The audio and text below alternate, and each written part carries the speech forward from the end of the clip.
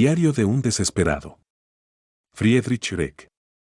Enero de 1942. Este invierno nos ha asaltado como un apache, parece que es esa palabra, nórdico, repetida en los últimos años hasta la saciedad, la que ha sido conjurada hasta procurarnos una cadena de vientos árticos. Como símbolo de la desesperación que se superpone desde hace años al espíritu alemán, un manto de óleo blanco y cerril cubre los contornos de la tierra desde hace ya 8 semanas, 2 meses durante los cuales sobre mi solitaria granja se levanta un muro de hielo que me obliga a excavar, desde la casa hasta los edificios de explotación, fosos de la altura de un hombre, y ha alcanzado tal altura que, en pie sobre la cumbre de esas capas de hielo árticas, me encuentro al nivel de las vigas del piso superior.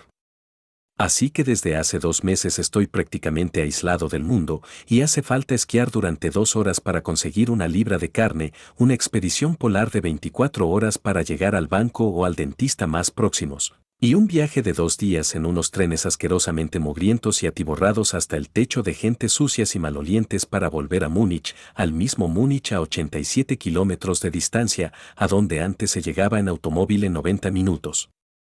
Este despilfarro de tiempo, impuesto por un Estado que todo lo exige y nada da, impide casi completamente cualquier trabajo intelectual. Para mantener la casa en condiciones, dada la falta de toda clase de obreros, uno es electromecánico, albañil y fontanero a la vez, y deshiela tuberías y canales congelados y los libera de obstrucciones.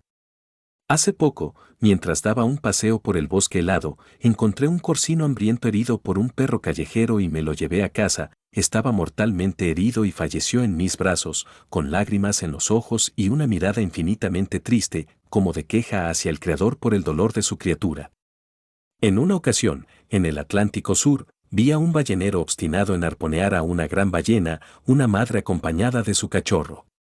El arponero, un irlandés de barba rojiza, disparaba una y otra vez.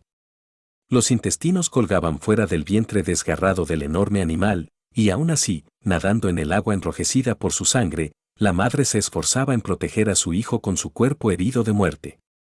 Desde que vi aquella escena, desde que oí la risa burlona de aquel rostro pecoso y contemplé la agonía de aquella criatura fiel hasta la muerte, creo en la existencia de Satán, igual que creo en Dios. Entretanto, el invierno ha cambiado el rostro de la guerra, en los desiertos de nieve rusos se alza el fantasma del destino y de la revancha, y mientras el miedo va germinando, mis señores compatriotas buscan refugio en la fe en dramáticos milagros, en un gas terrible inventado por los químicos alemanes que mata en 10 segundos la vida de una gran potencia, en fantásticas bombas atómicas, de las que bastarían 3 para hundir en el océano todas las islas británicas, incluso en un túnel aún más fantástico que se está construyendo en secreto entre Calais y Dover y del que un día se saldrá alegremente, dando un paseo, para hacer morder el polvo a todos los enemigos de Brandenburgo. A ese rumor acerca del túnel del canal se le une un episodio bastante extraño que me contó hace poco un señor de Hamburgo en el tren que nos llevaba a Salzburgo. El capitán Theodor Koch, de la naviera Hapag, era uno de esos capitanes nobles que, con su buena presencia y sus impecables modales, podía contar con hacer una gran carrera, de esos a los que se confiaban los grandes monstruos encargados de la ruta de Nueva York. Creo que no pocos ingleses se acordarán aún de ese hombre elegante y bien conservado. Koch, pues, antaño capitán de corbeta de la Marina Imperial, ha sido hasta finales de este otoño comandante en jefe de una de las islas británicas del canal, ocupadas por nosotros. Lo era hasta que hace poco se presentó ante él un alto funcionario de la Gestapo, con el que mantuvo una larga conversación a puerta cerrada que terminó a voces, y tras la cual cogió su pistola de reglamento y se pegó un tiro.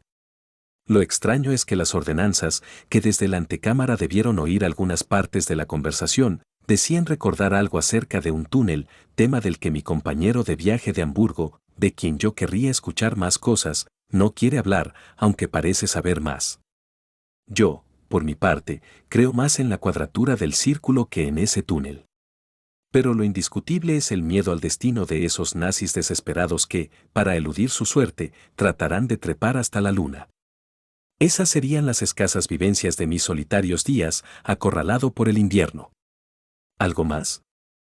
Hace poco me senté en el Regina, mesa con mesa, junto al antiguo presidente del Reichsbank, Schack, caído en desgracia y convertido en una cobra hinchada de veneno que, lo bastante alto como para que yo pudiera oírlo, se manifestó sobre la hacienda alemana.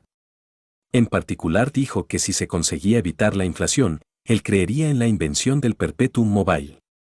Al día siguiente estuve en el Café Helvig, sentado a una mesa ocupada por teólogos católicos que estaban interesados en la técnica del castigo y que preveían la exposición del señor ministro de propaganda, desnudo, en la jaula de los monos del zoológico berlinés de Ellabrunn, con las entradas más caras aunque también con precios populares, en días señalados, el más grande de todos, haría una gira en jaula por todas las plazas de mercado y todas las ferias del mundo. Desde luego, todo esto antes de la definitiva justificación, al estilo de aquellos príncipes de la Iglesia de la Baja Edad Media que, antes de su definitiva ejecución, se prestaban unos a otros al cautivo rey de los anabaptistas, Bockelson, y lo ponían como un canario en su jaula junto a su mesa de café, para que entretuviera a sus eminencias con su humor patibulario y sus osadas afirmaciones. Yo escuchaba y me divertía bastante. La expectativa de ver en breve al señor Hitler cantando la Horst-Wessel-Lied en el escenario de Webster y Forster, en Broadway, más allá de toda satisfacción personal, tiene un sentido profundo y también un sentido político práctico, al menos eso me parece a mí. No es una idea carente de inteligencia, dado lo inevitable de una revolución alemana, ayudar a este pueblo, que no tiene permiso para reír desde hace casi una década, a soltar por fin una liberadora carcajada y crearse una válvula de escape para aliviar, al menos en parte, el resentimiento acumulado. Si se obtura esta válvula de escape con el famoso eslogan de «Paz y Orden» de 1919, la carga podría dispararse hacia atrás y estallar en el rostro del artillero político. No sé si nos habríamos ahorrado este martirio del hitlerismo si, aunque solo hubiera sido por deseos muy conservadores, en aquella época se hubieran decidido a llevar a cabo una revolución a fondo, acompañada del desfogue completo de una masa que finalmente se habría agotado por sí misma. Entretanto he tenido una larga conversación con M., al que los nazis impiden desde hace mucho el desempeño de su cátedra de historia social, sobre una disciplina que yo denominaría fisiología y patología del hombre masa. Recuerdo muy bien haber charlado a menudo con Spengler acerca de este mismo asunto, sobre una cifra de población europea que ha aumentado 2 veces y media en 140 años. Naturalmente, con su monomaníaca obstinación, él hacía responsable de esto a la legitimación de los hijos naturales y al matrimonio de los segundos y terceros hijos de los campesinos, que antes quedaban célibes en su condición de soldados o clérigos, mientras yo, entonces como ahora, no puedo por menos que pensar en otras y más terribles causas.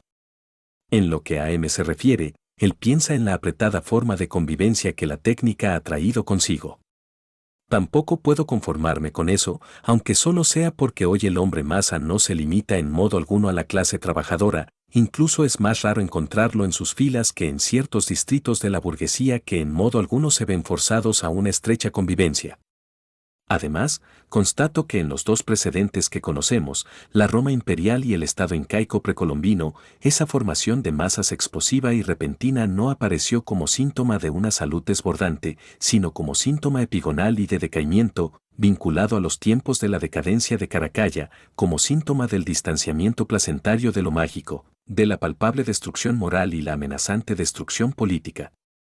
Un síntoma arrogante y a la vez ya mórbido, explosivo y sin embargo caduco, sustituido mañana mismo por aquel estado de fantasmagórica despoblación que alrededor del año 400 después de Cristo halló un cronista griego en Roma, la antaño ciudad de 1 millón de habitantes convertida en una humilde ciudad de provincias de unos cuantos miles de pobladores, con un foro transformado en un campo de trigo, de cuyas ondas surgen extrañas las viejas estatuas de los dioses. ¿Queda hoy alguien que pueda atreverse a reducir a un común denominador la causa de esta explosiva manifestación, separada del viejo, creced y multiplicaos, por el abismo de la prisa, para hacer de verdad responsable de su surgimiento a la estrecha simbiosis de las grandes ciudades?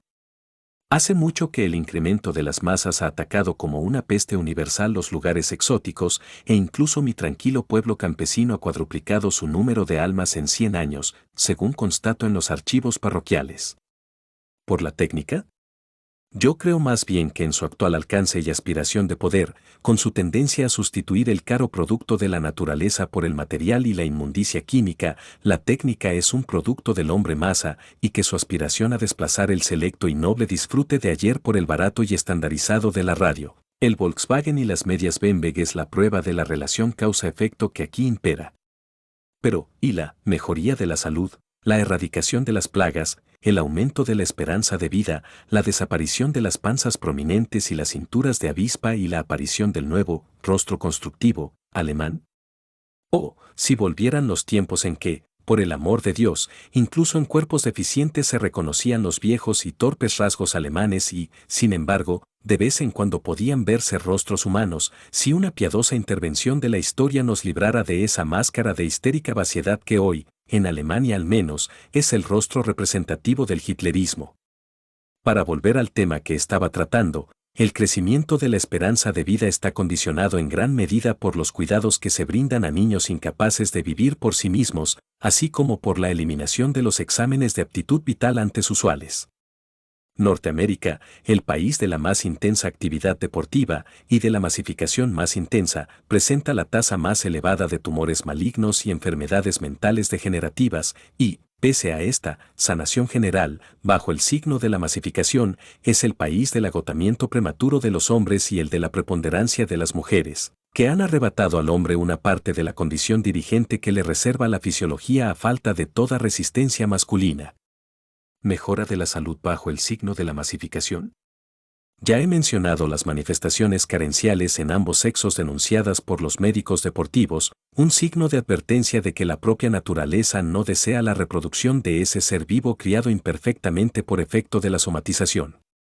Al mismo tiempo, con el incremento de esas masas flatulentas, se atrofian las aspiraciones naturales hacia lo metafísico, no hay sumo sacerdocio, no hay principios monárquicos, ya no queda tampoco el brío sacerdotal del legislador y del juez, y como todas las variantes del conocimiento humano se forman alrededor de puntos de cristalización metafísicos, como, por tanto, no hay filosofía especulativa y por el momento no puede haberla, los grandes académicos encargados de tal disciplina parecen en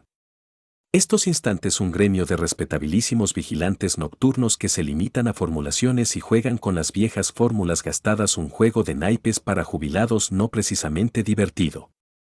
El tesoro de las formas del arte está roto y profanado a base de sobarlo.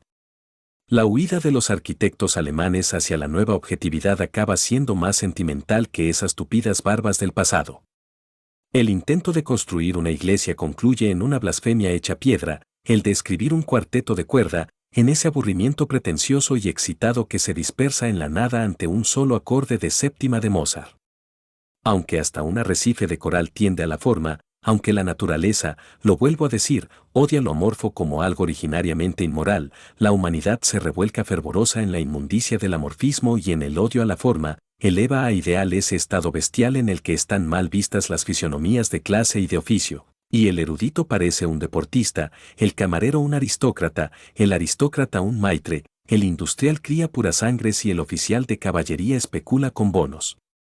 de las minas de Rand, y en el que finalmente solo la prostituta callejera y quizá también el atracador representan la única clase que posee algo parecido a una fisonomía profesional. Además, qué sudoroso manoseo de cosas de las que antes solo se hablaba con temor y reverencia, qué profanación de grandes palabras y títulos escogidos, que antes solo estaban reservados al personaje inolvidable, al héroe y al gran pensador. En este momento, en Alemania basta con haber sido un veterano teniente en una batalla de salón de cervecería para obtener el título que el gran Moltke recibió por la jornada de Sedán, basta con unir la fisonomía de un comerciante de caballos con la pertenencia al partido para hacerse festejar como hombre de Estado. El gran Goethe habría quemado su obra si hubiera sospechado que llegaría un tiempo en que se celebraría como poetas a Heribert Menzel y Joseph Magnus Werner. Federico el Grande no solo habría buscado la muerte en Kunersdorf, sino que sin duda la habría encontrado, si hubiera previsto esa desvergonzada placa, que habrá de conservarse como padrón de ignominia, que le presenta al lado del inquilino de la Barerstrasse de Múnich. Los alemanes, que en sus grandes épocas crearon las inolvidables imágenes de la Madre de Dios y del caballero que mató al dragón, están ahora, gracias a las juventudes hitlerianas y la BDM, bendecidos con una inflación de caricaturas de vírgenes y San Jorges que se parecen tanto al ideal perseguido como Goebbels al retrato de Dorian Gray y Otto Gebura Fridericus. En contra de lo que erróneamente se podría suponer después de leer estas frases mías, estoy muy lejos de pensar solo en los nazis y en las termitas alemanas cuando hablo de este encenagamiento y conversión en escoria de elevados conceptos. Veo como en casi todos los países el trogloditismo amenaza las últimas islas de la cultura y como los amenazados, en casi todas partes, excluyendo quizá a Inglaterra en su actitud estoica, igual que si se encontraran ante un destino ineludible, están dispuestos a una capitulación que podrían evitar en todo momento mediante la fe y el martirio. Ya no se trata, como en 1789, de una evolución necesaria, se trata, al fin y al cabo, de una sublevación de los degenerados, y la propia dureza y persistencia en el espíritu, en caso necesario incluso el martirio, podría detener el asalto de las bacterias. Jamás abandonaré mi convicción de que el hombre masa no es en modo alguno idéntico al proletariado, que hoy en día es posible encontrarlo con mucha más frecuencia en las directivas de los grandes sindicatos y en la chanés dorée industrial que en la clase trabajadora. Jamás abandonaré la convicción de que se trata de un proceso dialítico innombrable y de una plaga que han tenido su inicio en los estratos altos de la moderna sociedad. Es la inestabilidad biológica del hombre masa, su existencia histórica siempre a corto plazo, la que me da derecho a este diagnóstico, a este pronóstico y a este llamamiento a la resistencia y a decir no.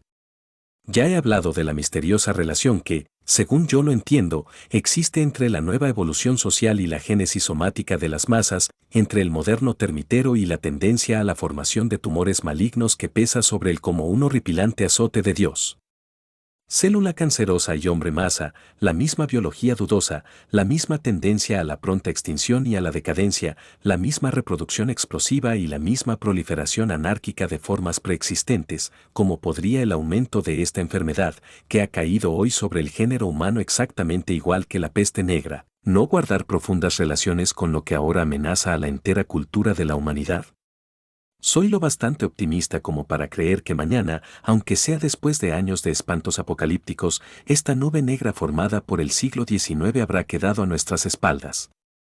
No necesito hablar de los problemas económicos, de la creciente sobreexplotación del globo terráqueo por parte de la producción industrial, ni decir que esa insensata cifra de población terminará siendo superflua y por tanto caduca, tan caduca y anticuada como lo fue el feudalismo al final del siglo XVIII, después de haber cumplido su misión.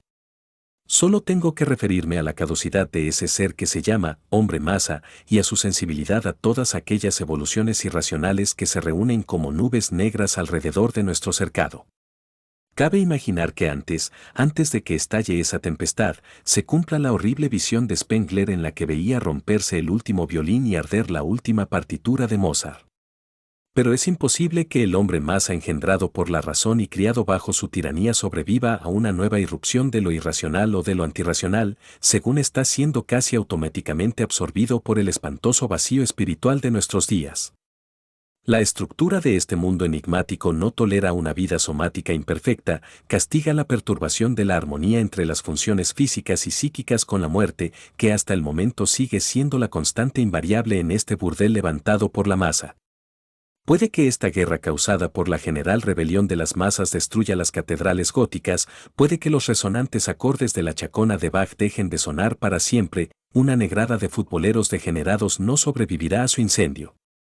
Y todo lo que vive apartado y en la marginalidad tiene expectativas de futuro, aunque sea en las más primitivas condiciones de vida, si en su pobreza no ha olvidado la forma de estremecerse ante los grandes enigmas y creer en la indestructibilidad de las leyes divinas.